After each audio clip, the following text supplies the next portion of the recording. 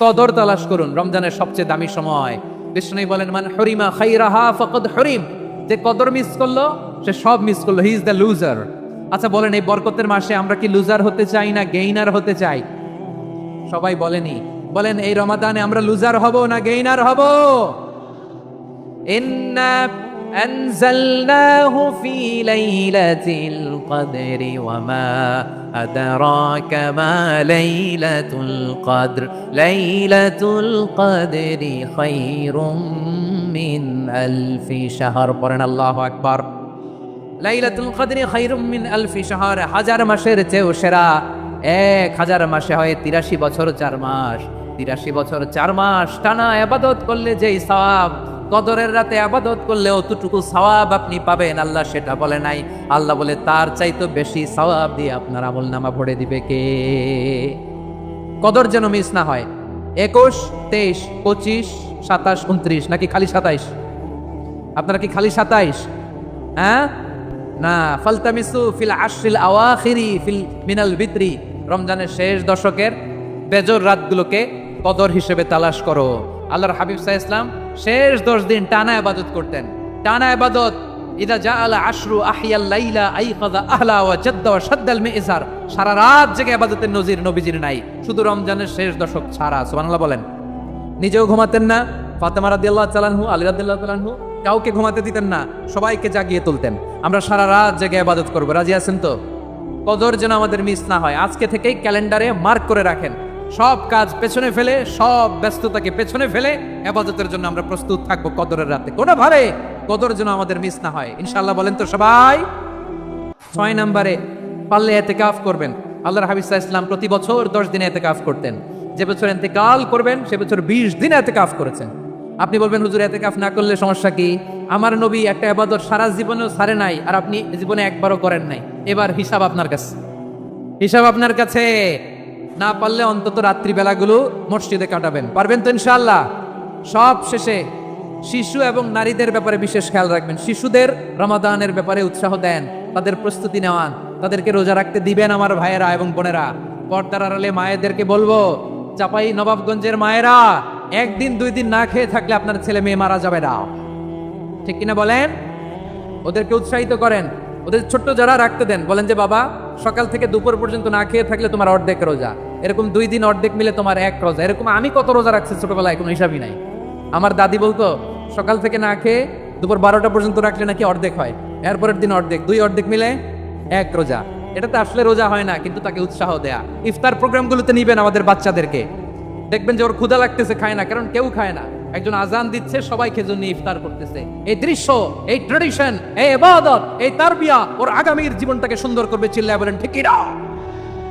এভাবে আগামীর প্রজন্মকে আমাদের গড়তে হবে। শিশুদের রোজার ব্যাপারে প্রস্তুতি নিন, উৎসাহ দিন। আর নারীদেরকে কষ্ট দিবেন না। সারা দিন পেঁয়াজু, আলুর চপ, বেগুনি, পাকোড়া, ছোলা, মুড়ি, শরবত, রুয়াবজা আছে না নাই, বানাতে বানাতে আমাদের বোনেরা কাহিল হয়ে যায়, আর তারাবি পড়তে পারে না, ইবাদত করতে পারে না। আমরা যেন আমাদের বোনদের প্রতি ইহসান করি। পারবেন তো সবাই? এই 7টি করণীয়, 7টি বর্জনীয়। 1 নাম্বার, বিলম্বে ইফতার করবেন না কখনো। 1 নাম্বার, দেরি করে ইফতার করা নিষিদ্ধ। ইহুদিরা দেরি করে ইফতার করে।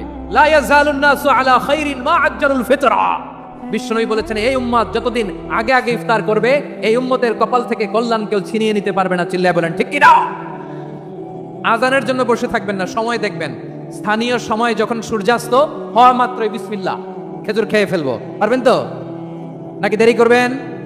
2 নাম্বার, রমাদানের পবিত্রতা বজায় রাখবো। কোনো তর্ক বিতর্ক অশ্লীলতায় আমরা জড়াবো না, ঝগড়া করবো না, সরাসরিও না, ফেসবুকেও না। করবেন কেউ গালি দিলে বলবেন ইন্নী ইমরুউন সায়েম, আমি রোজাদার। আল্লাহর হাবিব শিখিয়েছেন, কেউ যদি তোমার গালি দেয়, কটু কথা বলে, অশ্লীল কথা বলে, রমজানে তুমিও বলতে পারবে না। তুমি বলতে পারবা ইন্নী ইমরুউন সায়েম, আমি রোজাদার। আজকে থেকে নিয়ত করেন, রমজানে কেউ গালি দিলে আপনি একটা গালি দিবেন নাকি? কি বলবেন? রোজাদার, রমজানের পবিত্রতা আমি ভঙ্গ করতে পারবো না। অশ্লীল নাটক, সিনেমা আমরা দেখবো না। ব্যাড হ্যাবিট থাকলে রমাদানে এটা ছাড়ার মহা সুযোগ। স্মোকিং এর অভ্যাস আছে অনেকের, ঠিক কিনা? চাপাই নবাবগঞ্জে আপনারা স্মোকিং করেন? হ্যাঁ, না না আমরা করি না। বলেন করি না? করবেন না কেউ? যদি কারো থাকে, কে করে হাত তোলালাম না আমি। এই রমাদানে এই স্মোকিং হ্যাবিট থেকে আমরা বেরিয়ে আসবো, ঠিক কিনা বলেন? 3 নম্বর, আমরা মিথ্যা বলবো না। বিশ্বনবী বলেন, মানলাম ইয়াদা কাউলা যুরি ওয়াল আমালা বিহ ফালাইসা লিল্লাহি হাজাতুন ফি আইয়াদা তাআমাহু ওয়া শারাবা, যে রমজানে মিথ্যা কথা, মিথ্যা কাজ, মিথ্যা সাক্ষী ছাড়তে পারে নাই, তার না খেয়ে থাকা, উপবাস থাকা দিয়ে আল্লাহর কিছু যায় আসে না। এজন্য মিথ্যার সাথে আমাদের কোনো সম্পর্ক আছে? মিথ্যা বলবো না। 4 নাম্বার, অপচয় করব না। ইন্নাল মুবাযযিরিনা কানু ইখওয়ানাশ শায়াতিন ওয়া কানা আশ-শাইতানু লিরাব্বিহি কাফুরা। অপচয়কারী শয়তানের ভাই। আচ্ছা, যে শয়তানের ভাই ও নিজেও আরেকটা কি? শয়তান। যে শয়তানের ভাই ও নিজেও আরেকটা কি? অপচয় করবো না। ইফতারি করতে যে আমরা অনেকে অপচয় করি, এগুলো করবেন আপনারা? না, অপচয় অপব্যয় করবো না। 5 নম্বরে রিয়া, লোক দেখানো ইবাদত আমরা করবো না। লোক দেখানোর জন্য নামাজ, রোজা, জিকির, তেলাওয়াত, দান সদকা এগুলো করলে আল্লাহর দরবারে এগুলো কবুল হবে? বিষ্ণু বলেন, দাজ্জালের ফিতনার যে একটা বড় ফিতনার ভয় আমি করি, সেটা কি? আর রিয়া, শো অফ মেন্টালিটি, লোক দেখানো মানসিকতা। এটা থেকে আমরা বিরত থাকবো ইনশাআল্লাহ। 6 নাম্বার, অনেক গুরুত্বপূর্ণ। ব্যবসায়ী ভাইয়েরা, ব্যবসা করেন কারা কারা? হাত তুলে দেখান তো আমারে। মাশাআল্লাহ, হাত নামান। ব্যবসায়ী ভাইয়েরা, অনেক অসাধু ব্যবসায়ী আছে, রমজান আসলে নিত্য প্রয়োজনীয় পণ্যের মূল্য বৃদ্ধি করে দেয়। এরকম আছে না নাই? এগুলো করবেন না। মজুদদারি করবেন না। পণ্যের কৃত্রিম সংকট বাজারে করবেন না। আপনি লাখ টাকা কামায়া ভাবছেন যে রোজাদারদের কষ্ট দিয়ে ধনী হবেন। এমন রোগ আল্লাহ আপনারে দিবে, কোটি টাকা দিয়েও আপনি হাসপাতালের বিল পরিশোধ করার ক্ষমতা আপনার হবে না। খবরদার। শেষ বয়সে দেখবেন কি কষ্ট আপনার হয়। আপনি রোজাদারদের কষ্ট দিচ্ছেন, আল্লাহ আপনার সুখে রাখবে? আল্লাহর দোহাই লাগে, আমার ব্যবসায়ী ভাইরা এটা করবেন না। আরব বিশ্বে আমরা দেখেছি, আরব বিশ্বের ব্যবসায়ীরা সারা বছরে ব্যবসা করে, রমজানে ভর্তুকি দেয়। আর আমার দেশের কিছু অসাধু ব্যবসায়ী রমজানে গলাকাটা ব্যবসা করে আর সারা বছর সইটার উপর দিয়ে চলে। চিল্লায় বলেন ঠিক কিনা? করবেন না, এটা করবেন না। নিত্য প্রয়োজনীয় পণ্যের মূল্য বৃদ্ধি করা হারাম, পণ্যের কৃত্রিম সংকট তৈরি করা হারাম, মজুদদারি করা হারাম, রোজাদারদেরকে কষ্ট দেওয়া হারাম, এটা করবেন না। 7 নম্বরে সর্বশেষ কথা, অধীনস্থ যারা আছে তাদের কাজের চাপ আপনারা কমিয়ে দিবেন। কাজের লোক, ফ্যাক্টরির ওয়ার্কার, স্টাফ, তাদের প্রতি যদি রহম করেন, আপনার উপর রহম করবে কে? এই পবিত্র রমাদানের 7টা করণীয়। আল্লাহ বলেন, আমি মাটি থেকে বানিয়েছি, মাটির কবরেই তোমরা আবার প্রবেশ করবে, আবার ওই মাটির কবর থেকে যেভাবে প্রথম বানিয়েছিলাম আবার উঠবে। এই যে আবার উঠবো, আবার জেগে উঠবো। আমার সর্বশেষ যে লিখিত বই এক নজরে কোরআন, তার আগের বইটার নাম জেগে ওঠো আবার। দেখছেন আপনারা? ওই জেগে ওঠো আবার মানে আবার যে আমরা জেগে উঠবো, মৃত্যুর পরে আমরা সবাই আবার জেগে উঠবো। আমাদেরকে জাগিয়ে তুলবেন কে? এই যে মৃত্যুর পরে আবার জেগে ওঠা, এটাকে আরবিতে বলে আল বাস। আরবিতে কি বলে? আল বাস বাদ আল মাউত, মৃত্যুর পরে আবার জেগে ওঠা। এই জেগে ওঠা, মৃত্যুর পরে মানুষ যে আবার জেগে উঠবে, আবার বেঁচে উঠবে, এটা মক্কার কুরাইশরা মানতে পারতেছিল না। কারণ তারা দেখে যে প্রাচীন প্রাচীন কবরস্থানগুলোতে মানুষ মরে যাওয়ার পরে পচে গলে শেষ হয়ে যায়। ইভেন মানুষের যে স্কেলিটন থাকে, হাড়, এগুলো 10-15 বছর পরে মাটির সাথে মিশে গুঁড়ো হয়ে যায়। এই গুঁড়ো হয়ে যাওয়া জিনিস, যেটার কোনো অস্তিত্ব নাই, আবার কিভাবে কি করে ওঠে, এটা তাদের মাথায় আসতেছিল না। তো আস ইবনে ওয়াইল নামে এক মুশরিক, সে একটা পুরাতন কবরের ভেতরে সামান্য কিছু মানুষের হাড়, ওইটাকে এরকম হাত দিয়ে মোচড় দেওয়ার পর এটা ডাস্ট হয়ে গেছে, পাউডার। আসলে মানুষের হাড়, মরে যাওয়া মানুষের হাড়। পাউডারটা এনে রাসূল সাল্লাল্লাহু আলাইহি ওয়াসাল্লামের কাছে এনে এরকম একটু ফু দিয়েছে। ফু দেওয়াতে বাতাসের মধ্যে বালুটা মিশে গেছে। তো তখন আস ইবনে ওয়াইল বলে যে, মাই ইউহিল ইযামা ওয়া হিয়া রামীম, মুহাম্মদ তুমি বলতেছো এই ডাস্ট থেকে আল্লাহ আবার এই মানুষটাকে বানাবে? এটা তো একটা মানুষের কঙ্কাল ছিল, এটাকে যে তোমার সামনে ফু দিলাম, এটা তো বাতাসে মিশে গেল। তুমি কি বলতে চাচ্ছ যে এইটাকে একদিন আল্লাহ আবার জীবিত করবে? মাই ইউহিল ইযামা ওয়া হিয়া রামীম, এটা কিভাবে? How come it's possible? এটা কিভাবে সম্ভব? তো ধুলা হয়ে গেছে, বালি, মানুষ বলতে কোনো অস্তিত্বই নাই। আল্লাহ রাসূল সাল্লাল্লাহু আলাইহি ওয়াসাল্লাম বললেন যে হ্যাঁ, আল্লাহ তাআলা এই ডাস্ট থেকে, ধুলা থেকে, বালি থেকে এটাকে আবার পুনরায় জীবিত করবেন, যেমনি আল্লাহ প্রথম মানুষকে বানিয়েছিলেন। প্রথম আল্লাহ তাআলা যেভাবে বানিয়েছেন, সেই আল্লাহ আবার এটা থেকে ওই মানুষকে আবার রিকনস্ট্রাক্ট করবেন, রিবিল্ড করবেন, রিশেপ দিবেন, রিসেট করবেন, আবার আগের মতো তিনি এই মানুষকে তৈরি করবেন। এই সূরায় এটাই বারবার বোঝানো হয়েছে যে যিনি প্রথম মানুষকে বানাইতে পারলো, সে আল্লাহকে মরে যাওয়ার পরে, পচে গলে যাওয়ার পরে আবার বানাতে পারবে না? আচ্ছা বলেন তো, কোনো জিনিস প্রথমবার বানানো কঠিন না দ্বিতীয়বার বানানো কঠিন? প্রথমবার ফার্স্ট টাইম, কোনো এক্সপিরিয়েন্স নাই। প্রথমবার যেহেতু করে ফেলতে পারছে, এখন একটা এক্সপিরিয়েন্স হয়ে গেছে, কি বলেন, জানা হয়ে গেছে, একটা ধারণা হয়ে গেছে। দ্বিতীয়বার কি কঠিন লাগবে? আর আল্লাহ তাআলা বারবার বলেন যে যিনি প্রথমবার তোমাদেরকে বানায় ফেলতে পারলেন, তোমাদের তো কোনো অস্তিত্ব ছিল না, অস্তিত্বহীন একটা জগৎ থেকে আল্লাহ তোমাকে অস্তিত্বে আনলেন। আমরা ছিলাম ইন এক্সিস্টেন্স, এখন আমাদেরকে এক্সিস্টেন্সে আনলেন। আচ্ছা একটু খেয়াল করে বলুন তো, আজকে থেকে 100 বছর আগে আপনার কোনো অস্তিত্ব ছিল? আমার কোনো অস্তিত্ব ছিল? আমি যে আসবো দুনিয়াতে, যে আমার এই নাম হবে, এই গ্রাম হবে, এই পিতামাতা হবে, এই ফিচার হবে, এগুলো আমরা কেউ জানতাম? তো এই আমাদেরকে যেহেতু আল্লাহ তৈরি করতে পারলেন, অস্তিত্বহীনতার জগৎ থেকে অস্তিত্বে আনতে পারলেন, সে আল্লাহ আবার পুনরায় তৈরি করতে ওনার সমস্যা কোথায়? ওটা তারও সহজ, কি বলেন? আচ্ছা, আজকে থেকে 200 বছর পরে ধরেন একজন মানুষ পৃথিবীতে যে আসবে, তার এখন কোনো অস্তিত্ব আছে? তার নাম, তার পরিবার, তার বংশ, তার কোনো অস্তিত্ব পৃথিবীতে নেই। কিন্তু এই লোকটা আসবে না পৃথিবীতে? অস্তিত্বহীন জগৎ থেকে আল্লাহ যখন অস্তিত্বে আনতে পারলেন, মরে যাওয়ার পরে, পচে যাওয়ার পরে তিনি আবার কেন উঠাতে পারবেন না? কেন পারবেন না? এবং আল্লাহ রাসূল সাল্লাল্লাহু আলাইহি ওয়াসাল্লাম বলেছেন, মানুষের দেহে একটা হাড্ডির কণা আছে, ইন্না ফিল ইনসানি আযমুন লা ইয়াকুলুহুল আরদু আবাদান। একটা হাড্ডির কণা আছে যেটা কখনো মাটি বালু এটাকে খেতে পারে না, নষ্ট করতে পারে না। মিনহা ইউরাক্কাবুল খালকু ইয়াউমাল কিয়ামা, কিয়ামতের দিন এখান থেকেই মানুষের আবার পুনঃসৃষ্টি হবে। তো সাহাবারা বললেন, আইয়ু আযমিন ইয়া রাসূলুল্লাহ, এই হাড্ডিটার নাম কি? আল্লাহ রাসূল সাল্লাল্লাহু আলাইহি ওয়াসাল্লাম বললেন, আজবুল লানাত, মানে টেইল বোন। ডাক্তারি ভাষায় এটাকে বলে কক্সিক্স। আমাদের যে শিরদাঁড়া আছে না, মেরুদণ্ড, এই মেরুদণ্ডের একেবারে নিচে ট্রায়াঙ্গেল একটা ত্রিভুজ আকৃতির ছোট্ট বোন পার্টিকেল আছে, এটা নষ্ট হয় না। হিন্দুরা যে শ্মশানে লাশ পোড়ায়, সব পুড়ে যায়, ওইটা পুড়ে। আমরা যে কবরস্থ করি, কবর মাটি সব খেয়ে ফেলতে পারে, কিন্তু ওই ছোট্ট হাড্ডি কণিকাটা নষ্ট হয় না। ইভেন মানুষের মৃত্যু তো অনেকভাবে হয়। বিমান দুর্ঘটনায় হলে জলে ভস্ম হয়ে যায়, সাগরে জাহাজ ডুবি হলে মানুষ মরে, তিমি মাছের পেটে চলে যায়, তিনি ওইটাকে খেয়ে ডাইজেস্ট করে ফেলে, তার অস্তিত্বই থাকে না। কিন্তু ওই যে ছোট্ট কক্সিক্স টেইল বোন, আজ বুঝলে না, এটা নষ্ট হয় না। আল্লাহ বলেন, ওইটা থেকে কিয়ামতের দিন তোমাদেরকে আবার আমি পুনরায় সৃষ্টি করব। এইটাকে বলা হয় পুনরুত্থান, রেসারেকশন। পুরো সূরার মেইন কথা হচ্ছে এটা।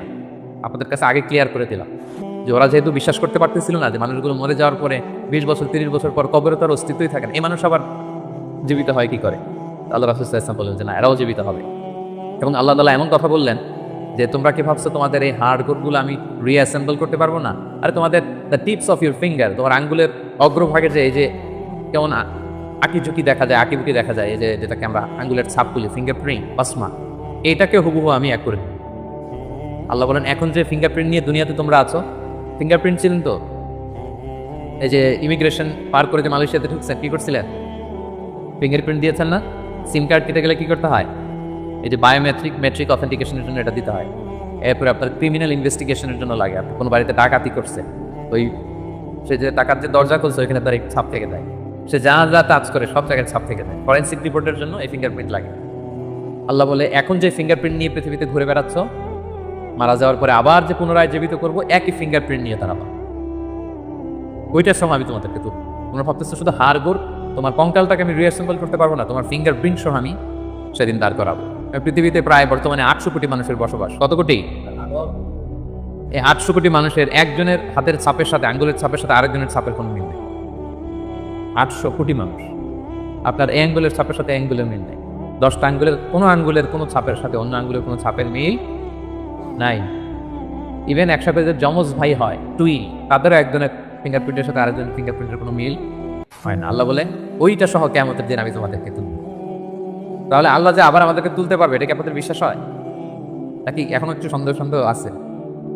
সন্দেহ লাগে? সন্দেহের অবকাশ নাই প্রিয় ভাই বোনেরা। এর কারণ যিনি অস্তিত্বহীনতার জগৎ থেকে আমাদেরকে অস্তিত্বে আনতে পারলেন, তিনি অবশ্যই পুনরায় আমাদেরকে জীবিত করতে পারবেন। এটা হচ্ছে সূরার মূল কথা। সূরার নাম কি যেন বলেছিলাম? সূরা কিয়ামা। কোরআনে মোট সূরা কয়টা? এই সূরাটা হচ্ছে 75 নম্বর সূরা। কত নম্বর? কোরআনে মোট পারা কয়টা? এটা 29তম পারায় অবস্থিত। এই সূরাটা মক্কায় নাজিল হয়েছে, বলে এটা মাক্কি সূরা। বলো তো কি সূরা? সবাই জোরে বলুন, কি সূরা? মাক্কি সূরা। এই সূরার আয়াত সংখ্যা কত বললাম? 40। আয়াত সংখ্যা কত? তাহলে ওভারঅল আপনি একটু ধারণা পেয়েছেন। সূরার ধারাক্রম হচ্ছে 75। কত পারায়? 29 পারায়, আয়াত সংখ্যা 40। আর সূরাটা মাদানী সূরা। কি সূরা? তাহলে ওভারঅল আপনি একটু ধারণা পেয়েছেন। সূরার ধারাক্রম হচ্ছে 75। কত পারায়? 29 পারায়, আয়াত সংখ্যা 40। আর সূরাটা মাদানী সূরা। কি সূরা? এবার নাজিলের সময়কালটা বলি। কখন নাজিল হয়েছে? মাক্কি যুগের একেবারে শুরুর দিকে, প্রাথমিক দিকে, প্রথম বছরই নাজিল হয়েছে। এবং নাজিলের প্রেক্ষাপট আমি বলেছি, লোকজন মৃত্যুর পরে যে আল্লাহ তাআলা আমাদেরকে পুনরুত্থান করবেন এটা মানতে চাইছিল না। তাদের কঠোর জবাব হিসেবে আল্লাহ তাআলা 40 আয়াত বিশেষ করে সূরাটা নাজিল করেছেন। এবং এই সূরার সেন্ট্রাল থিম হচ্ছে পুনরুত্থান, রেসারেকশন, আবার যে আমরা উঠবো। এই সূরার শেষে আল্লাহ বলেছেন যে আলাইসা যালিকা বিকাদিরিন আলা আন ইউহিয়াল মাউতা, যে আল্লাহ তোমাদেরকে প্রথম সৃষ্টি করলেন সে আল্লাহ কি আবার যে তোমাদেরকে সৃষ্টি করবে সেই কুদরতটাকে আল্লাহ নাই? অবশ্যই আছে। বালা কাদিরিনা আলা আন নুসাউইয়া বানানা, যেটা শুরুতেই বললাম যে বানান মানে হচ্ছে tips of your finger. Even এটাকেও সুবিন্যস্ত করতে পারবে, হুবহু এইভাবে তিনি আমাদেরকে জীবিত করবেন। তাহলে তিনি যে আমাদেরকে আবার পুনরায় জীবিত করতে পারবেন এতে কোনো সন্দেহ অবশ্যম্ভাবী, অনিবার্য। আমরা আবার জেগে উঠবো, আবার আমরা উত্থিত হব, আমাদের পুনরুত্থান হবে। ইব্রাহিম আলাইহিস সালামকে যখন এই আকীদা আল্লাহ শিক্ষা দিয়েছেন যে ইব্রাহিম মৃত্যুর পর আমি সবাইকে জাগাবো, তো তিনি বললেন যে রব্বি আরিনি কাইফা তুহিল মাউতা, আল্লাহ আপনি কিভাবে জাগাবেন, মানে মৃতকে কিভাবে জীবিত করেন, একটু যদি দেখাই দেন আমাকে, আমার খুব ভালো লাগতো। কে বলতেছেন? কাইফা তুহিল মাউতা, আল্লাহ মৃতকে কিভাবে জীবিত করে? আল্লাহ বলেন বলো কি ইব্রাহিম, আওয়ালান তুমিন, তোমার কি বিশ্বাস হয় না? ইব্রাহিম আলাইহিস সালাম বললেন বালা, অবশ্যই বিশ্বাস হয়, কিন্তু ওয়ালাকিন লিয়াতুমাইন্না কলবি, দেখতে পেলে আমার অন্তরটা একটু প্রশান্ত হতো, আমি দেখতাম কিভাবে জীবিত করেন। সূরা বাকারা এসেছে, আল্লাহ বলেন ফাকুদ আরবাআতাম মিন আত-তায়র, ঠিক আছে দেখাবো, তুমি 4টা পাখি নিয়ে আসো, জবাই করো, পাখিগুলোকে টুকরো টুকরো করো, এদের গোশতগুলো পাহাড়ের ওই পাশে ছিটায় দিয়ে আসো, এরপরে পাহাড়ের এই পাশ থেকে পাখিগুলোকে ডাকো। ইব্রাহিম আলাইহিস সালাম পাহাড়ের এই পাশ থেকে ডাক দিলেন, ডাক দেওয়ার সাথে সাথে আল্লাহ তাআলা মৃত ওই পাখির গোশতগুলোকে রিঅ্যাসেম্বল করে একসাথে জীবিত করে আবার ইব্রাহিম আলাইহিস সালামের সামনে এনে হাজির করে দিলেন। ইব্রাহিম আলাইহিস সালাম দেখে আশ্বস্ত হলেন, তার হৃদয় প্রশান্ত। তাহলে আল্লাহ তাআলা যে মৃতকে জীবিত করতে পারেন এতে কি কোনো সন্দেহ আছে? শুরুতে আমরা বলেছি ইমানে মুফাসসালে আল্লাহ বলেছেন, আমাদেরকে জানিয়েছেন যে 7টা বিষয়ের উপর ঈমান রাখতে হয়, এর মধ্যে একটা হচ্ছে বল বাস বাদাল মাউত, মৃত্যুর পরে তিনি আমাদেরকে জীবিত করবেন, এটা আল্লাহর কুদরত। আচ্ছা, তাহলে সূরাতুল কিয়ামা নামকরণ কেন করা হলো, কোত্থেকে করা হলো? এই সূরার প্রথম আয়াতেই আল্লাহ তাআলা কিয়ামত শব্দটাকে উল্লেখ করেছেন। প্রথম আয়াতেই কিয়ামত শব্দটার উল্লেখ আছে এবং কিয়ামত নিয়েই পুরো সূরা জুড়ে এখানে আলোচনা করলে, এজন্য এই সূরার নাম হয়েছে কি? সূরা কিয়ামা। আল্লাহ বলেছেন লা উকসিমু বিয়াউমিল কিয়ামা, এখান থেকে সূরার নাম কিয়ামা। এই সূরায় বেসিকলি 5টা বিষয়ে কথা বলা হয়েছে। কয়টা? মোট 5টা সেকশন। এখন একটা জেনারেল ওভারভিউ শেয়ার করতেছি।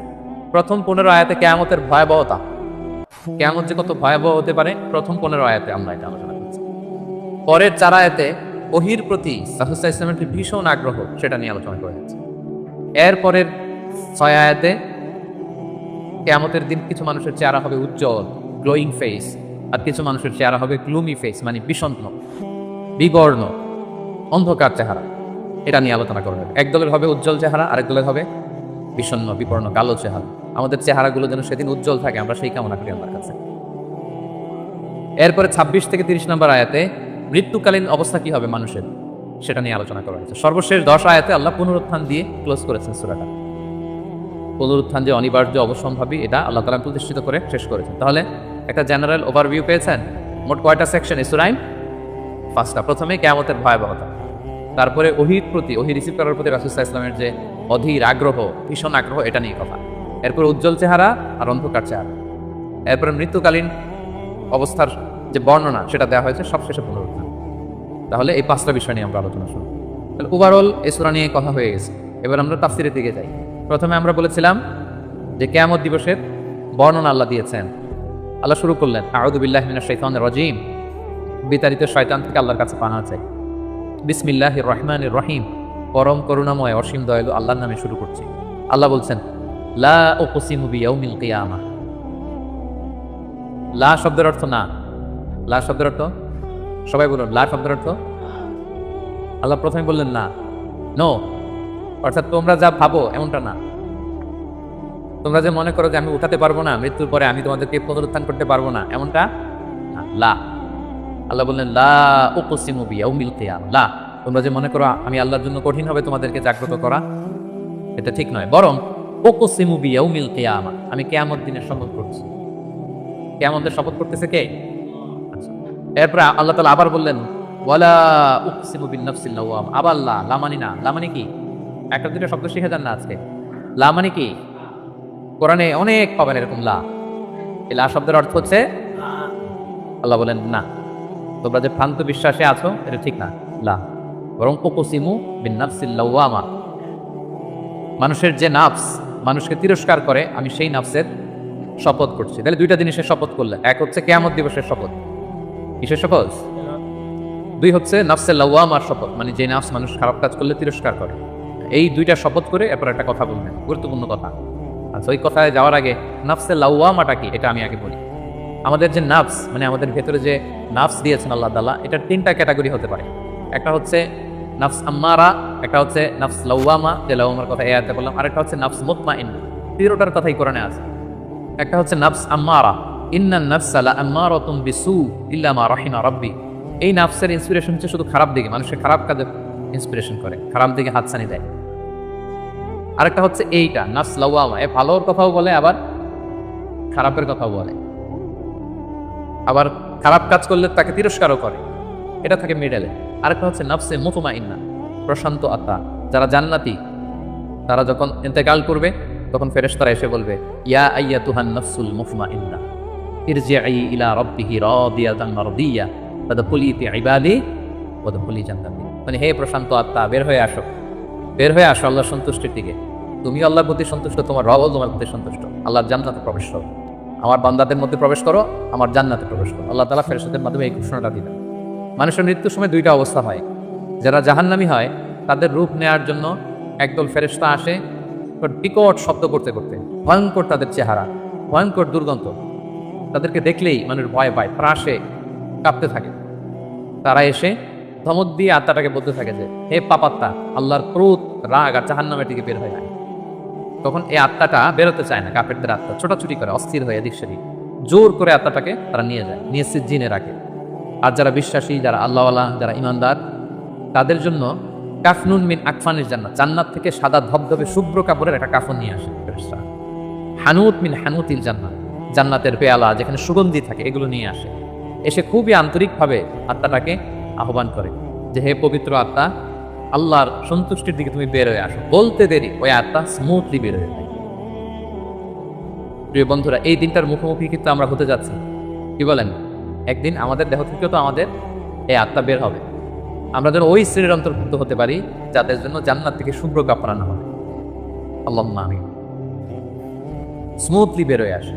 তাহলে তিনটা নাফস, নাফস আম্মারা খারাপ দিকে টেম্পটেশন করে, নাফস লাওয়ামা ভালো খারাপ দুইটাই করে, তবে খারাপ করলে তাকে নিন্দা করে, আর হচ্ছে নাফস মুতমাইন্না প্রশান্ত ইমানদার যে নাফস শুধু ভালো কাজে মানুষকে আহ্বান করে। আমরা ওই নাফস পেতে চাই। কি বলেন? আপনি নেক কাজ, ভালো কাজ, কল্যাণমূলক কাজ যত বেশি করবেন, ধাপে ধাপে আপনার নাফসটা নাফস আম্মারা থেকে, লাওয়ামা থেকে নাফসে মুতমাইন্না কি হবে?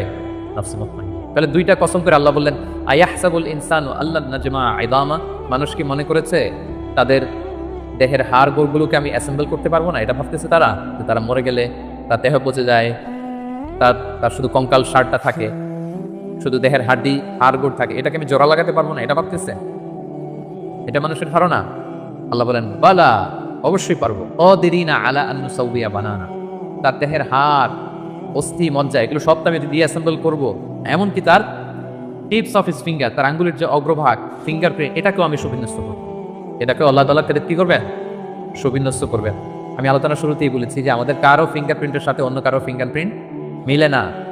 আল্লাহ তাআলা প্রত্যেকের এই ইউনিক ফিঙ্গারপ্রিন্টগুলো সহ তাদেরকে কিয়ামতের দিন উঠাবেন, বাঁচার কোনো উপায় নেই, আল্লাহ তাআলা উঠাবেনই। এক লোক, বনি ইসরাইলের সময় এক লোক তার ছেলে মেয়েদেরকে, হাদিসে এসেছে, বলেছিল যে আমি এত পাপ করেছি, আমি মারা যাওয়ার পরে আমার বডিটা আগুন দিয়ে তোমরা জ্বালায় ভস্য করে দিবা। এরপর যে ছাই হবে, এই ছাই, কিছু ছাই সাগরে নিক্ষিপ্ত করবা, আর কিছু ছাই তোমরা বাতাসের মধ্যে ছিটাই দিবা, যাতে আল্লাহ আমারে আর জোড়া লাগাতে না হয়। বুদ্ধি দেখছেন? তার ধারণা যে আমি এত পাপ করেছি, এমন শাস্তি আল্লাহ তাআলা শাস্তির মুখোমুখি আমাকে করবেন। কৌশল হিসেবে সে বলল, মৃত্যুর পরে আমাকে জ্বালিয়ে দিবা, আমার লাশের যে ছাই, এটা কিছু সাগরে কিছু বাতাসে দিয়ে দিবা। ছেলেরাও তাই করছে, মারা যাওয়ার পরে বাবার লাশ পুড়ায় ছাই কিছু সাগরে ছিটাই দিয়ে আসছে, কিছু বাতাসে ভাসায় দিয়ে আসছে। এখন এই লোকরা তার আল্লাহ জীবিত করতে পারবে না। কি বলে? কি এবার একটু সন্দেহ তৈরি হয়েছে নাকি? পারবে? বালা কাদিরিনা আলা আন নুসাউইয়া বানাত, যে আল্লাহ ফিঙ্গারপ্রিন্ট সহ নিয়ে আসবেন, তিনি পারবেন না? পারবেন। এবং কিয়ামতের দিন তার সাথে কি ঘটবে সেটাও সহিহ মুসলিমে এসেছে। আল্লাহ তাআলা তাকে আবার জীবন দিবেন।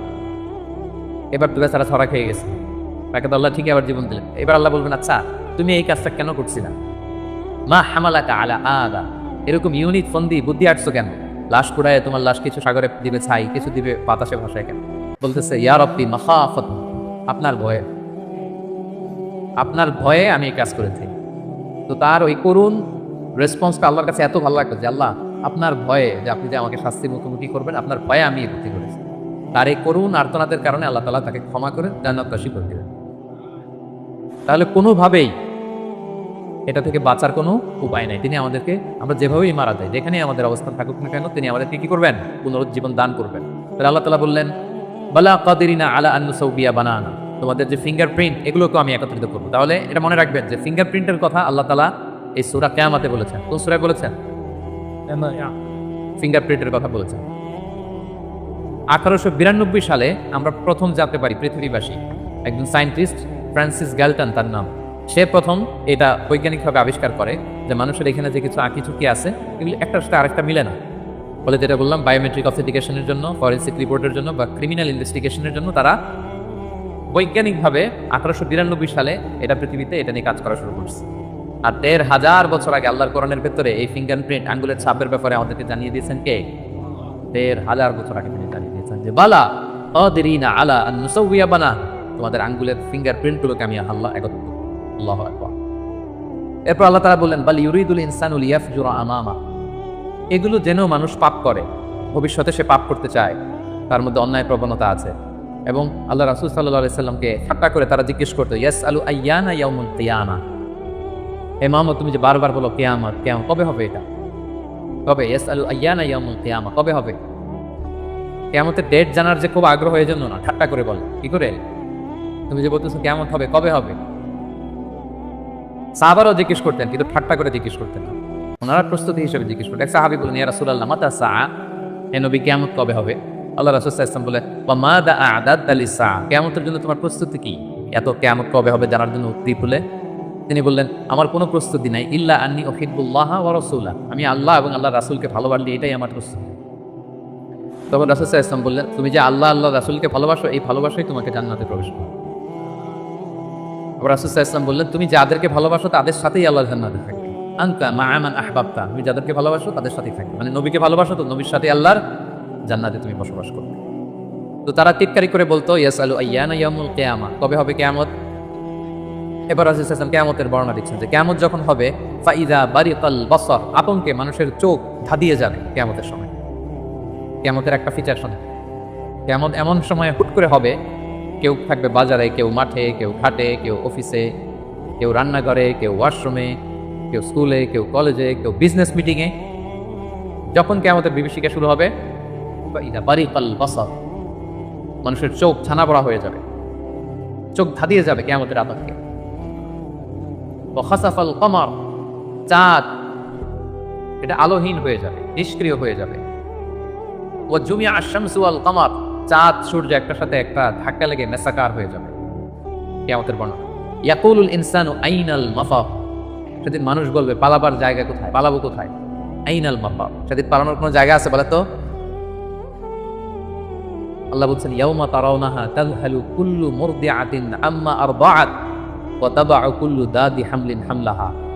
কিয়ামতের অবস্থা এমন হবে যে কিয়ামতের বিভীষিকা যখন শুরু হবে, দুগ্ধপোষ্য বাচ্চাকে রেখে, বাচ্চাকে ফেলে দিয়ে মা দৌড়ে পালাবে। ব্রেস্ট ফিডিং মাদার যারা আছে, মানে যেই মা বাচ্চাকে দুধ খাওয়ায়, দেখবেন যে ওই বাচ্চাকে চোখের আড়াল করতে চায় না, কাছে কাছে রাখে না। কিন্তু কিয়ামতের বিভীষিকা এত ভয়ঙ্কর হবে, ওই মা দুধের বাচ্চাটাকে রেখে পালাবে। কুল্লু দাতি হামলিন হামলাহা, যত প্রেগনেন্ট নারী আছে, 2 মাসের কনসিভ, 5 মাসের, 6 মাসের, 7 মাসের, half form baby, full form baby, মুহূর্তে সব ডেলিভারি হয়ে যাবে ভয়ের চোটে। ওয়াতারান নাস সুকারা ওমা হুম বিসুকারা ওয়ালাকিন্না আযাবাল্লাহি শাদীদ, মানুষগুলো পাগলের মতো দৌড়াবে, পাহাড়গুলো তুলার মতো বিক্ষিপ্ত পতঙ্গের মতো নিক্ষিপ্ত হতে থাকবে, ছুটতে থাকবে। মানুষরা বলবে আইনাল মাফার, কই পালাবো? আল্লাহ বলেন, কাল্লা লা ওয়াজার, সেদিন কোনো ঠাই নাই, কারো কোথাও পালানোর জায়গা নেই। ইলা রাব্বিকা ইয়াউমা ইদিনিল মুস্তাহার, সেদিন ঠাই দিতে পারবে শুধু একজন, তিনি কে? কিয়ামতের দিন আল্লাহর সুশীতল আরশের নিচে 7 শ্রেণীর ব্যক্তিকে আল্লাহ তাআলা ছায়া দিবেন। যেদিন আল্লাহর সুশীতল আরশের ঠান্ডা ছায়া ছাড়া ওই দিন আর কোনো ছায়া থাকবে। আমরা যেন ওই 7 শ্রেণীর অন্তর্ভুক্ত হতে পারি। আল্লাহ আমাদের তৌফিক দান করুক, আমরা পড়ি আমিন।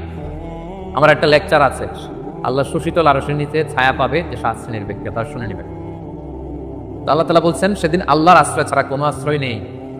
ইউনাব্বাউল ইনসানু ইয়াউমা ইদিন বিমা কাদ্দামা ওয়া আখার, সেদিন মানুষকে তার আমলনামা দেয়া হবে। আমলনামা মানুষ সব দেখবে, যা করে এসেছিল তাও দেখবে, এবং দুনিয়াতে যা রেখে এসেছে তাও দেখবে। আমাদের ভালো কাজের ধারা দুইটা, একটা হচ্ছে এই যে এখন একটা ভালো কাজ করতেছি, সওয়াব চলে যাচ্ছে, তাই না? দান করলাম, আমলনামায় যুক্ত হচ্ছে, সালাত করলাম, আমলনামায় যুক্ত হচ্ছে। তো মারা যাওয়ার পরে ওগুলো তো আমি আগেই পাঠিয়ে দিলাম। আরেকটা হচ্ছে মারা যাওয়ার পরেও কিছু আমলনামা জারি থাকে। আপনি কিছু সাদাকায়ে জারিয়া করেছেন, চলমান সাদাকা, বা ভালো কাজের আদেশ দিয়েছেন, কোন একটা ভালো কাজ করার ব্যাপারে মানুষকে উদ্বুদ্ধ করেছেন। আপনি দুনিয়াতে নাই, কিন্তু আপনার কথা শুনে ইন্সপায়ার্ড হয়ে যারা ভালো কাজ করেছে তার একটা পার্সেন্টেজ সব কিয়ামত পর্যন্ত, এটা যদি দুনিয়াতে জারি থাকে আপনার এই আমলনামাও জারি থাকে। আল্লাহ আপনার আমলনামা কি করবেন? ওটা ঢুকাতে থাকবে, সাদাকায়ে জারিয়া। অনুরূপভাবে গুনাহে জারিয়াও আছে। এটা দুই ধরনের, একটা সাদাকায়ে জারিয়া আর একটা গুনাহে জারিয়া। এমন পাপ কাজ আপনি শিখাইছেন জগৎবাসীকে, তারা আপনি চলে যাওয়ার পরেও ওই পাপ কাজ করতেছে, তাইলে ওই পাপের একটা পার্সেন্টেজ আপনার আমলনামায় যুক্ত হয়ে যাবে। তো আমলনামা আল্লাহ তাআলা দিবেন আমাদেরকে, ঠিক আছে, এবং দিয়ে বলবেন ইকরা কিতাবাকা কাফা বিনাফসিকা আল-ইয়াওমা আলাইকা হাসিবা, পড়ো তোমার আমলনামা তুমি পড়ো। যদি আমরা প্রত্যেকে আমাদের নিজেদের ব্যাপারে ভালো জানি, আমাদের কার কি অবস্থা জানি না। আমি যদি পাপ করি, জুলুম করি, অন্যায় করি, খারাপ কাজ করি, সমাজে যে লোকটা করে তার নিজের একটা জানা আছে না, জানাশোনা আছে না নিজের ব্যাপারে, তার যে কি হইতে যাচ্ছে কি আমাদের দিন, তার তো একটা হিসাব আছে, কি বলে? আর যে খুব আল্লাহওয়ালা, নামাজি, মুত্তাকি, নেককার, তার একটা হিসাব আছে না? তার একটা হিসাব আছে। ইনশাল্লাহ আমি আমার সব ভালো কাজের প্রতিদানগুলো জমা হচ্ছে আমার, আমি আল্লাহর কাছে পাই টু পাই, বুঝে বুঝে পাবো প্রতিদান। তো আল্লাহ বলবেন বালিল ইনসানু আলা নাফসিহি বাসীরা, মানুষ নিজেই তার ব্যাপারে ভালো করে জানে, যদিও আমলনামা দেয়া হবে কিন্তু প্রত্যেকেই তার ব্যাপারে ভালো করে জানে। এইভাবে এই প্রথম 15 আয়াতে আল্লাহ তাআলা কিয়ামতের বিভীষিকাময় পরিস্থিতির কথা তুলে ধরলেন। 5টা সেকশনের প্রথম সেকশন, বড় সেকশনটা আমরা কভার করলাম। সবার কাছে ক্লিয়ার হয়েছে তো? আচ্ছা, দ্বিতীয় সেকশনে কি বলছিলাম? যে ওহীর প্রতি রাসূল সাল্লাল্লাহু আলাইহি ওয়াসাল্লামের ভীষণ আগ্রহ ফুটিয়ে তোলা হয়েছে 4টা আয়াতে। এই আয়াতগুলো যখন নাজিল হচ্ছিল রাসূল সাল্লাল্লাহু আলাইহি ওয়াসাল্লাম সাথে সাথে পড়তেছিলেন। জিবরাইল আলাইহিস সালাম যখন নাজিল করে উনি পড়তে আরম্ভ করেন। কেন? উনি ভাবতেছেন যদি ভুলে যাই, কোন ভাবনা থেকে যদি ভুলে যাই, সাথে সাথে মুখস্থ করতেছেন। তো আল্লাহ তাআলা আয়াত নাজিল করলেন যে নবী, যখন আমি কোরআনের আয়াত নাজিল করি সাথে সাথে আপনি তড়িঘড়ি করে আয়াত্ত করবার জন্য পড়া শুরু করবেন না। আপনি শান্ত থাকুন, নীরব থাকুন, কেবল ঠায় তাকিয়ে থাকুন আর শুনুন। মুখস্থ করায় দেওয়ার দায়িত্ব আমি আল্লাহ নিয়ে নিলাম। কোরআনের একটি শব্দ, একটি অক্ষর আমি ভুলবেন না, সবগুলোই আমি আল্লাহ নিজ কুদরতে আপনাকে মুখস্থ করাই দেব। এবং রাসূল সাল্লাল্লাহু আলাইহি ওয়াসাল্লাম মুখস্থ করেছেন, ঠিক কিনা বলেন তো? পৃথিবীর সর্বপ্রথম কোরআনের হাফেজ কে ছিল বলেন? মুহাম্মদুর রাসূলুল্লাহ সাল্লাল্লাহু আলাইহি ওয়াসাল্লাম। ওনার উপরই তো কোরআন নাজিল হয়েছে। তো ওনার আগে কে কোরআনের হাফেজ দিতে পারবে? পারবে কেউ?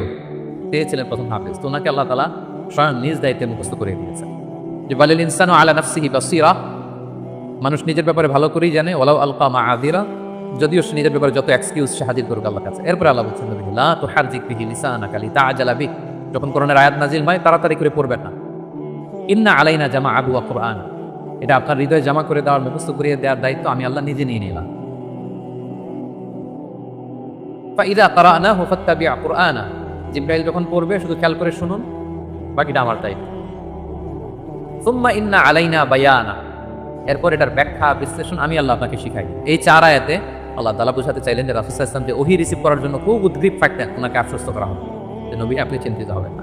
তাহলে 2টা সেকশন চলে গেল। 3 নম্বর সেকশন কি বলেছিলাম? যে 2 ধরনের ফেস থাকবে কিয়ামতের দিন। কিছু ফেস হবে উজ্জ্বল ফেস, গ্লোয়িং ফেস, তার বিপরীতে কিছু চেহারা হবে গ্লুমি ফেস, বিবর্ণ বিষণ্ণ চেহারা। তাদের কথা আল্লাহ বললেন কাল্লা বাল তুহিব্বুনাল আজিলা, বরং তোমরা এই দুনিয়ার জীবনকে বেশি প্রাধান্য দাও। মানুষের স্বভাব হচ্ছে আখিরাত, সেটা যে একটা বিশাল জগৎ, হাজার হাজার বছর অন্তহীন যে জগৎ, ওই জগৎটা নিয়ে আমরা খুব একটা টেন্স থাকি না, ওটা নিয়ে আমাদের প্ল্যান থাকে না। আমাদের প্ল্যান থাকে 40 বছর, 50 বছর, 60 বছর। অন্য আয়াতে আল্লাহ বলছেন বাল তুসিরুনাল হায়াতাদ দুনিয়া ওয়াল আখিরাতু খায়রু ওয়া আবকা, তোমরা দুনিয়ার জীবনকে প্রাধান্য দাও, কিন্তু এটা স্থায়ী জীবন নয়। স্থায়ী জীবন হচ্ছে আখিরাতের জীবন। আওয়াজ করে বলি তো, স্থায়ী জীবন কোন জীবন? আখিরাতের জীবন। সেটাই বললেন কাল্লা বাল তুহিব্বুনাল আজিলা, তোমরা দুনিয়াকে প্রাধান্য দাও, এটাকে ভালোবাসো। ওয়া তাযারুনাল আখিরা, আর আখিরাতকে তোমরা ভুলে যাও। সেদিন মানুষের অবস্থা কি হবে শোনো, উজুহু ইয়াউমা ইদিন নাদিরা, সেদিন কিছু মানুষের চেহারা হবে গ্লোয়িং, সজীব, শ্যামল, উজ্জ্বল, উদ্দীপ্ত চেহারা, গ্লোয়িং ফেস। ইলা রাব্বিহা নাদিরা, তারা সেই চেহারা নিয়ে তাদের রবের দিকে তাকায়।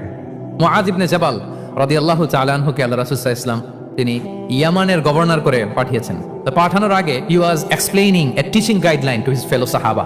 ওনাকে শিখাইতেছেন তুমি যে যাবা মুআল্লিম হিসেবে, গভর্নর হিসেবে কিভাবে দাওয়াতটা দিবা আগে শোনো।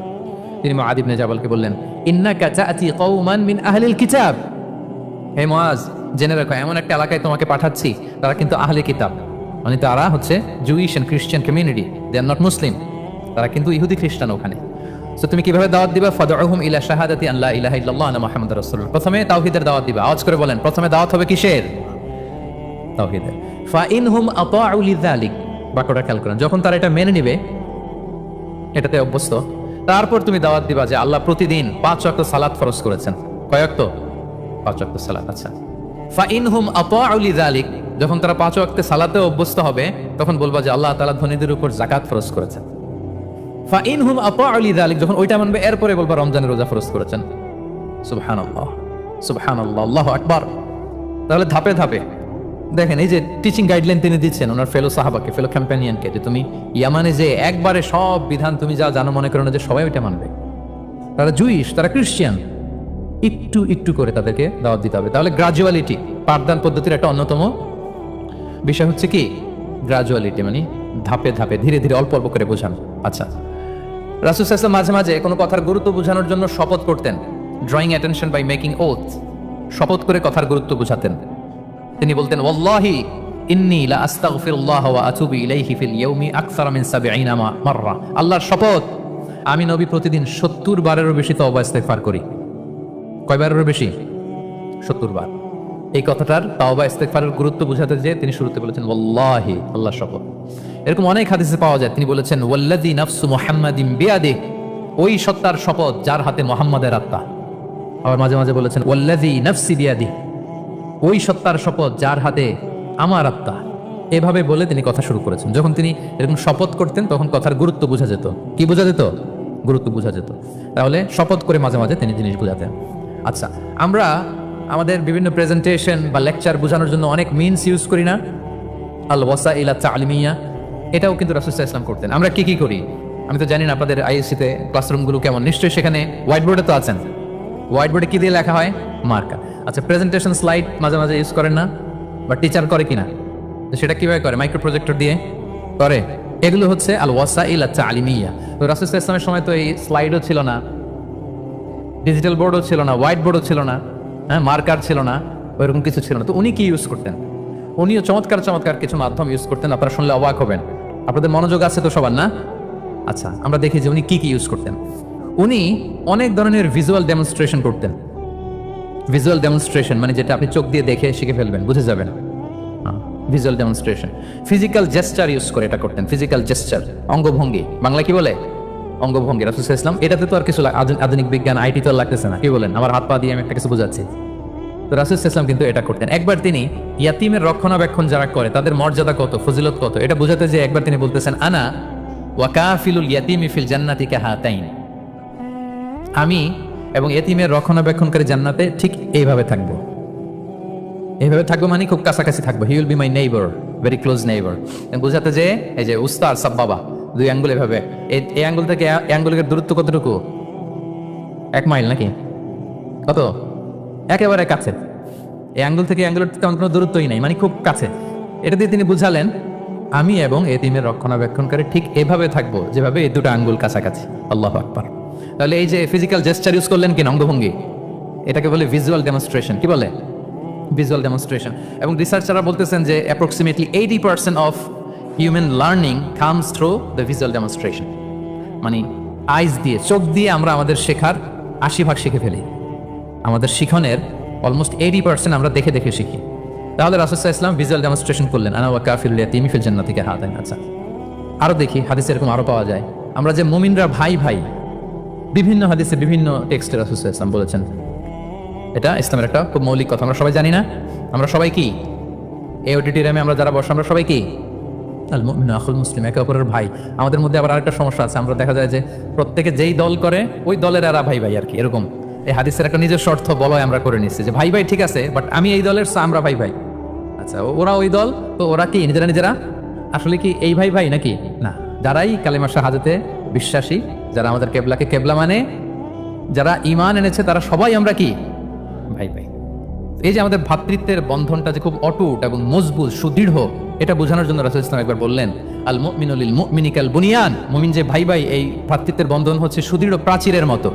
ইয়াশুদ্দু বা'দুহু বা'দা, one side strengthening the other. একটা বড় প্রাচীর, যেমন এই বিল্ডিংটা যেমনি এই পাশ ওই পাশটাকে মজবুত করে ধরে রেখেছে, ওই পাশ যেমনি এটাকে মজবুত করে ধরে ঠায় দাঁড়িয়ে আছে বছরের পর বছর, যুগের পর যুগ, রাসূল সাল্লাল্লাহু আলাইহি ওয়াসাল্লাম বললেন মুমিন যে ভাই ভাই তাদের সম্পর্কটা এরকম সুদৃঢ়। কতটা সুদৃঢ় এটা বলতে যে ওয়া শাব্বাকা বাইনা আসআবিহি, তিনি হাতের এই 5 আঙ্গুল এই 5 আঙ্গুলের ভিতরে ঢুকাই দিলেন। এরকম ধরেন তো একটু সবাই, আচ্ছা ঢুকিয়ে একটু চাপ দেন। এখন ব্যাপারটা অনেক মজবুত হয়ে গেল না? হ্যাঁ, কেউ চাইলে কি সহজে ছোটাতে পারবে না? তাহলে এই যে আরেকটা ভিজুয়াল ডেমনস্ট্রেশন পেয়েছেন ফিজিক্যাল জেস্টার, অঙ্গভঙ্গি করে তিনি বুঝাইলেন যে আমাদের ভ্রাতৃত্বটা এরকম মজবুত। মানে ওনার কাছে যা ছিল ওইটা বুঝাতে যে তিনি এই ফিজিক্যাল জেস্টারটা নিয়েছেন যে মুমিন ভাই ভাই এবং আমাদের ভ্রাতৃত্বের বন্ধনটা ঠিক এরকম মজবুত, লাইক দিস। তাহলে এটাকে বলে ভিজুয়াল ডেমনস্ট্রেশন, যেহেতু এতে করে সাহাবারা সহজে বুঝতো, এটা দিয়ে সহজে বুঝলো। আবার মাঝে মাঝে তিনি ড্রয়িং করেছেন, আমাদের মতো ডিজিটাল সিস্টেমে ড্রয়িং করে না, এখন তো খুব ইজি। তো তিনি কিভাবে ড্রয়িং করেছেন, একবার সাহাবীদেরকে নিয়ে তিনি মরুভূমির মাঝখানে খেজুরের ডাল নিয়ে একটা স্ট্রেট লাইন, সরল রেখা আঁকলেন। খাত্তা আলাইনা রাসূলুল্লাহ সাল্লাল্লাহু আলাইহি ওয়াসাল্লাম খাত্তান, আল্লাহ রাসূল মরুভূমিতে খেজুরের ডাল দিয়ে টেনে একটা স্ট্রেট লাইন মানে সরল রেখা আঁকলেন। একে বললেন হাদা সাবিলুল্লাহ, এটা হচ্ছে আল্লাহর রাস্তা মানে সিরাতুল মুস্তাকিম। এরপরে এই স্ট্রেট লাইন সরল রেখার ডানে বায়ে ছোট ছোট অনেকগুলো দাগ কাটলেন খেজুরের ডাল দিয়ে, আর বললেন হাদিহি সুবুলুশ শাইতান, এগুলো হচ্ছে শয়তানের রাস্তা। ফি কুল্লি সাবিলিন শাইতান, এই প্রত্যেকটা রাস্তায় একটা করে শয়তান থাকে, সে তার শয়তানি কাজের হাতছানি তোমাদের দেয়। তাহলে খেজুরের ডাল দিয়ে একটা স্ট্রেট লাইন সরল রেখা করে বললেন এটা সিরাতুল মুস্তাকিম সাবিলুল্লাহ, আর ডানে বায়ে ছোট ছোট দাগ কেটে বললেন এগুলো হচ্ছে সাবিলুশ শয়তান। ওই পথে শয়তানের হাতছানি দেয়া পথে কবু যাওয়া যাবে, বরং সিরাতুল মুস্তাকিমে থাকা লাগে। তাহলে এই যে ভিজুয়াল ডেমনস্ট্রেশন ব্যাপারটা ক্লিয়ার হয়েছে না? কাফিলুল ইয়াতিমি কাহাতাইন শাব্বাকা বাইনা আসবিহি খাত্তা লানা রাসূল সাল্লাল্লাহু আলাইহি ওয়াসাল্লাম। তাহলে এভাবে ওনার সাধ্যের নাগালে যা যা ছিল সাহাবাদেরকে আরো বোঝাতে ভালো করে, to clarify the issue, to visualize the matter, রাসূল সাল্লাল্লাহু আলাইহি ওয়াসাল্লাম এগুলোর ব্যবহার করেছেন। এরপর মাঝে মাঝে তাহাবীদের মস্তিষ্কের যাতে ব্যায়াম হয়, শিক্ষার্থীর কল্পনার জগতে কোনো কিছু চিত্রায়িত করা, এতে করে মস্তিষ্কের ব্যায়াম হয় আর কি, to enhance the power of imagination, আপনার ইমাজিনারি পাওয়ারকে ডেভেলপ করবার জন্য। রাসূল ইসলাম হাদিসে এরকম অনেক কথা বলেছেন যে তোমরা একটু ভাবো তো, এরকম হইলে কেমন হয়, এমন হইলে কেমন হয়, তেমন হইলে কেমন হবে। এই কথাগুলো যখন বলতেন সাহাবারা ভাবনার জগতে হারিয়ে যেত, ভাবতেন, কল্পনার রাজ্যে হারিয়ে যেতেন, ওনাদের মস্তিষ্কের ব্যায়াম হতো, ইমাজিনেশনের যে পাওয়ার এটা ডেভেলপ করতো, এমনটা পাওয়া যায়। রাসূল ইসলাম একবার বললেন আরাআইতুম লাউ আন্না নাহরান বিবাবি আহাদিকুম ইয়াগতাসিলু মিনহু কুল্লা ইয়াউমিন 5 মাররাতিন হাল ইয়াবকা মিন দারানিহি শাই। আচ্ছা বলো তো, তোমরা একটু ভাবো তো, কল্পনার রাজ্যে হারিয়ে যাও, ভেবে দেখো তো, ধরো যে তোমার বাড়ির সামনে একটা ঝর্ণাধারা আছে বা একটা চমৎকার লেক আছে যেখানে স্বচ্ছ স্ফটিক পানি, তুমি যদি প্রতিদিন ওই ঝর্ণায় যে বা ওই লেকে নেমে 5 বার গোসল করো, তোমার গায়ে কোনো ময়লা থাকবে? আর সাহাবারা কল্পনা করে বলে না, মনে মনে ভাবতেছে যে গোসল করতেছে, 5 বার গোসল করার পরে আর আমার গায়ে দুর্গন্ধ ঘামের গন্ধ থাকবে কি করে? না, কোনো ময়লা থাকবে না। সাহাবারা বলল লা ইয়া রাসূলুল্লাহ লা ইয়াবকা মিন দারানিহি শাই। রাসূল সাল্লাল্লাহু তখন বলেন ফাকাযালিকা মাসালুস সালাওয়াতিল খামস, এটা হচ্ছে 5 ওয়াক্ত সালাতের দৃষ্টান্তের মতো, ইয়ামহুল্লাহু বিহিন্নাল খাতায়া। কারো ঘরের সামনে যদি একটা স্বচ্ছ লেক থাকে, পানির ফোয়ারা, সে যদি 5 বার গোসল করে তার গায়ে যেমনি কোনো দুর্গন্ধ ময়লা আবর্জনা কিছু থাকে না, কেউ যখন 5 ওয়াক্ত সালাত আদায় করে তখন এই সালাতও তার সব গুনাহগুলোকে ধুয়ে মুছে এরকম পাক পবিত্র সাফ করে দেয়। সুবহানাল্লাহ, বুঝে গেলেন যে সালাতুল খামস কিভাবে আমাদের পাপ মুছে ক্লিনজিং করে, এটা সাহাবারা ইজিলি বুঝে গেলেন। তাহলে ভেবে দেখো তো, চিন্তা করো তো, এটা বলে বেসিক্যালি দ্য পাওয়ার অফ ইমাজিনেশনকে রাসূল সাল্লাল্লাহু আলাইহি ওয়াসাল্লাম এনহ্যান্স করার চেষ্টা করলেন। এভাবেও সাহাবাদেরকে তিনি মাঝে মাঝে বুঝাতেন। রাসূল সাল্লাল্লাহু আলাইহি ওয়াসাল্লাম মাঝে মাঝে দেখা যায় যে সহজ করে বুঝাতে যে রূপক অর্থবোধক শব্দের প্রয়োগ করতেন, মাজাজ বা ইস্তেআরা। তো মাজাজ বা ইস্তেআরা মানে হচ্ছে মেটাফোর, কোনো জিনিসকে আরো সহজ করে বোধগম্যময় করতে রাসূল সাল্লাল্লাহু আলাইহি ওয়াসাল্লাম এই মেটাফোরকে ইউজ করতেন। যেমন রাসূল সাল্লাল্লাহু আলাইহি ওয়াসাল্লাম নারীদের প্রতি সদয় হওয়ার জন্য পুরুষদেরকে তিনি বলেছেন রিফকান বিল কাওয়ারির, অর্থাৎ কাঁচগুলোর সাথে ভালো আচরণ করো, মানে কাঁচগুলোকে দেখে রেখো। কাচের পাত্র দিয়ে তিনি নারীদেরকে, স্ত্রীদেরকে বুঝিয়েছেন রিফকান বিল কাওয়ারির। আচ্ছা বলেন তো, কাচের গ্লাস, প্লেট, তৈজসপত্র এক বাড়ি থেকে যদি আরেক বাড়িতে, লেটসে আপনি বাসা শিফট করবেন, আপনার কাছে অনেক কাচের তৈরি গ্লাস, প্লেট, তৈজসপত্র আছে। চট্টগ্রামের এই থানা থেকে ওই থানায় আপনি বাসা চেঞ্জ করবেন, এগুলো নেওয়ার সময় আপনারা কি করেন বলেন? র্যাপিং করে, এক্সট্রা প্রিকশন নিয়ে খুব সাবধানে এটাকে ধরতে হয়, রাখতে হয়, সেট করতে হয়, নামাতে হয়, ঠিক কিনা বলেন? এটা বোঝাতে যে নারীদের সাথে কোমল আচরণ করো, সদয় আচরণ করো, এটা বোঝাতে যে রাসূল সাল্লাল্লাহু আলাইহি ওয়াসাল্লাম বলেছেন রিফকান বিল কাওয়ারির। একবার স্ত্রীরা, আমাদের আম্মা জানেরা রাসূল সাল্লাল্লাহু আলাইহি ওয়াসাল্লামের সাথে সফরে যাচ্ছেন, খুব সম্ভবত হজের সফরে, তো ওনারা যখন পালকিতে চড়বেন, ওখান থেকে হাওদাজে উঠাবেন, খুব দ্রুত তাড়াহুড়ো করে কিছু লোকজন ওই পালকি উঠাচ্ছিল, তখন রাসূল সাল্লাল্লাহু আলাইহি ওয়াসাল্লাম বললেন ওয়াই হাক ইয়া আনজাসা সাউফাকা রিফকান বিল কাওয়ারির, খুব সাবধানে নিয়ে যাও, কাজগুলোকে একটু দেখে শুনে নাও, কাচের বোতলগুলো, গ্লাসগুলো দেখে শুনে নাও, মানে স্ত্রীদেরকে একটু দেখে শুনে যত্নের সাথে নিয়ে নাও। তাহলে নারীদেরকে কিসের সাথে তুলনা করেছেন? কাচের গ্লাস, কাচের তৈজসপত্র, কাচের সামগ্রী, যাতে বুঝতে সুবিধা হয়। কাচের গ্লাস তোমরা যেমনি ধরো, রাখো, ডিল করো, নারীদের সাথেও এভাবে কি কোমল আচরণ করতে হবে। আচ্ছা, আমি শুরুতেই বলেছিলাম যে রাসূল সাল্লাল্লাহু আলাইহি ওয়াসাল্লামের সাহাবীদেরকে কিছু শেখানো পদ্ধতিটা মেইনলি কি ছিল? কি বেসড? কারণ মনে আছে? Q and A based, right? এই তো মাশাআল্লাহ, Q&A মানে প্রশ্নোত্তরমূলক।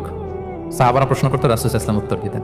কারণ কোরআনেও আমাদেরকে উৎসাহিত করা হয়েছে, ফাসআলু আহলা যিকরি ইন কুনতুম লা তা'লামুন, যদি না জানো তাহলে আহলু যিকির বা আহলুল ইলমকে জিজ্ঞেস করে জেনে নাও। এবং রাসূল সাল্লাল্লাহু আলাইহি ওয়াসাল্লাম বলেছেন, ফা ইন্নামা শিফাউল আইয়ি আস-সুআলু, অজ্ঞতার চিকিৎসা হচ্ছে প্রশ্ন করা। আপনি জানেন না তো আপনার কাজ কি করবেন?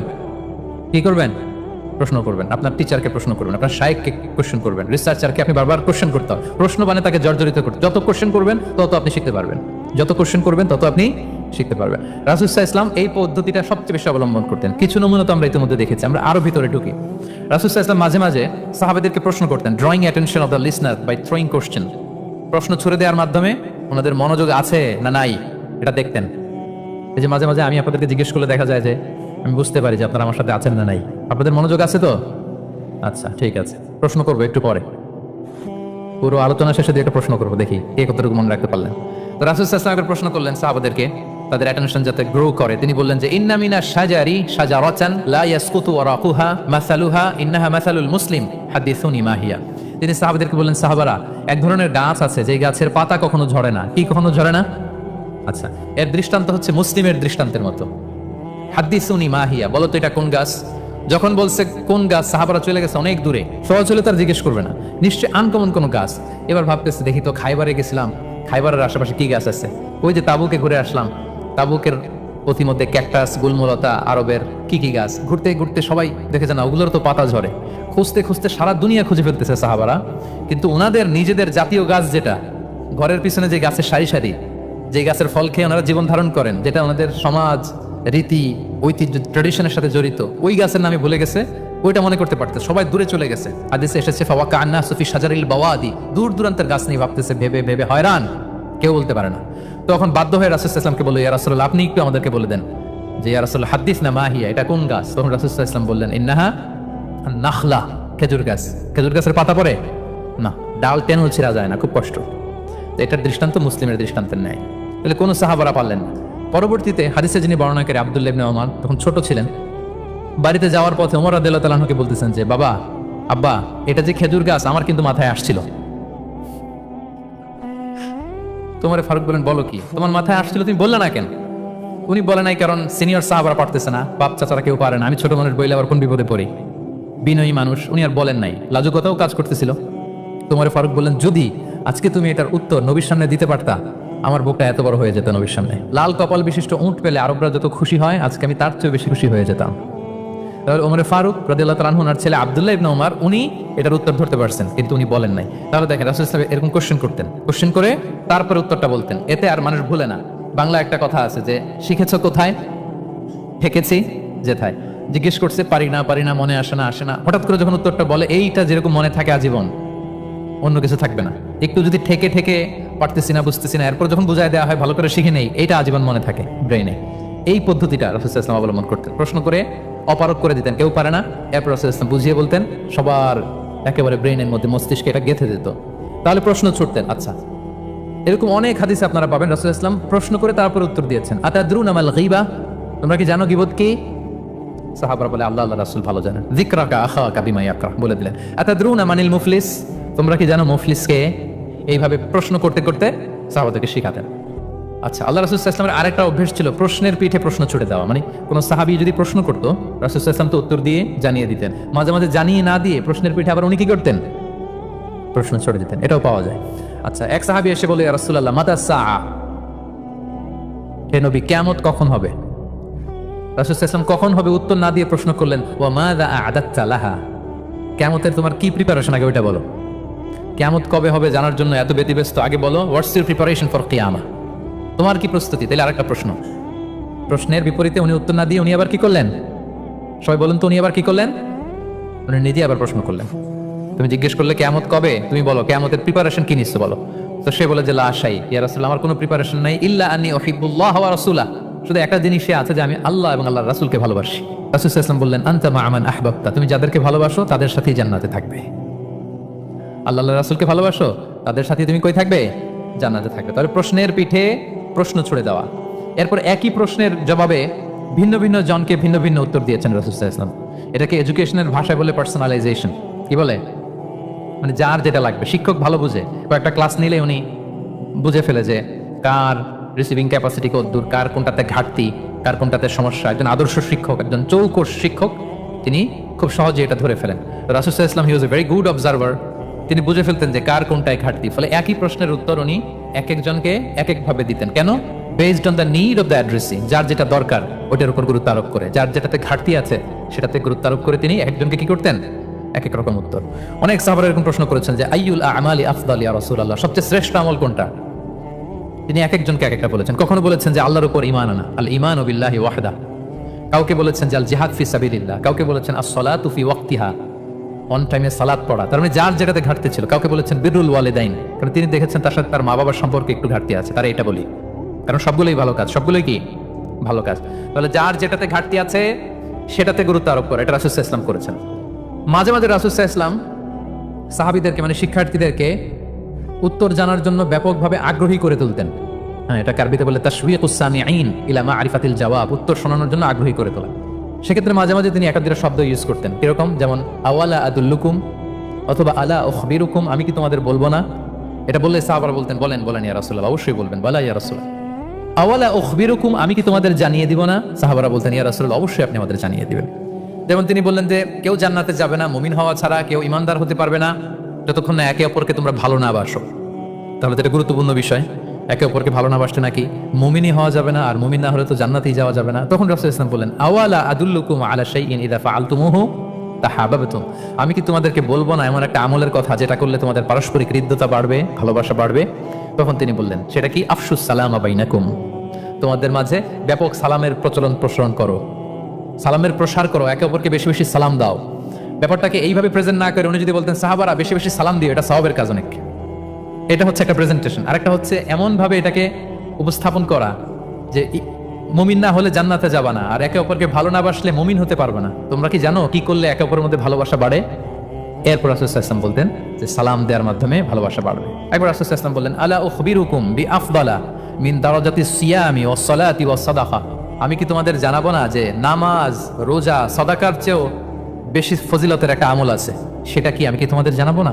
সাহাবারা বললেন ক্বালু বালা ইয়া রাসূলুল্লাহ, হে আল্লাহর রাসূল অবশ্যই জানাবেন, অবশ্যই জানাবেন। কারণ নামাজের চেয়েও বেশি গুরুত্বপূর্ণ, সাদাকার চেয়েও বেশি গুরুত্বপূর্ণ, সিয়ামের চাইতেও বেশি গুরুত্বপূর্ণ সেটা কি? তখন রাসূল সাল্লাল্লাহু আলাইহি ওয়াসাল্লাম বললেন সেটা হচ্ছে ইসলাহু যাতিল বাইন, বিবাদমান দুই গ্রুপকে মিলিয়ে দেয়া, বিবাদমান দুই ব্যক্তিকে মিলিয়ে দেয়া। এটা নফল নামাজ, নফল সাদাকা, নফল রোজার চেয়েও বেশি কি ফজিলতপূর্ণ, বেশি গুরুত্বপূর্ণ। আমরা তো মনে করি শুধু নামাজ পড়লেই বোধহয় আমি অনেক সওয়াব পেলাম, রোজা রাখলেই সওয়াব পেলাম, শুধু জিকির করলে সাদাকা করলেই সওয়াব পেলাম। কিন্তু রাসূল সাল্লাল্লাহু আলাইহি ওয়াসাল্লাম বলেন যে দুইজনের মধ্যে একটু মনোমালিন্য তুমি মিলিয়ে দাও, এটা এর চেয়েও বেশি সওয়াবের। আল্লাহু আকবার। দুই গোষ্ঠীর মধ্যে দীর্ঘদিনের ঝগড়া মিলিয়ে দাও, এটা এর চেয়েও বেশি সওয়াবপূর্ণ। রাসূল সাল্লাল্লাহু আলাইহি ওয়াসাল্লাম মক্কা থেকে মদিনায় যেয়ে কি করেছেন? আউস এবং খাজরাজের দীর্ঘদিনের যুদ্ধ 1 ঘন্টার মধ্যে কি